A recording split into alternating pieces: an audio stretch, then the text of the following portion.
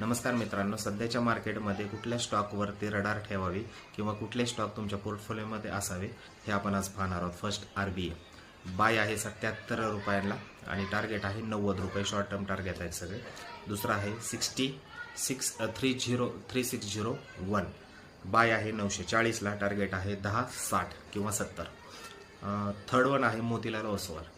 Buying prices आहे 660, selling price आहे 774 किंवा 70च्या दरम्यान. नंतर आहे Eris life science.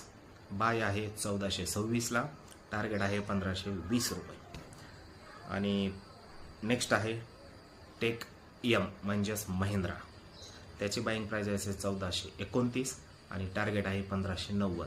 Take M कालच्या निगेटिव्ह मार्केटमध्ये सुद्धा पॉझिटिव्ह स्टॉक होता. हाच ग्रीनमध्ये एकमेव स्टॉक असायला हवा कालच्या स्टॉकमध्ये असं मला वाटतं. त्याच्यामुळे 1430 ही बाईंग प्राइस आहे, 1590 याचं टार्गेट असू शकतं शॉर्ट टर्मला. तर हे असे आहेत RBA, 3601, Motilal Oswal, Eris Life Sciences and Tech M. Thank you मित्रांनो.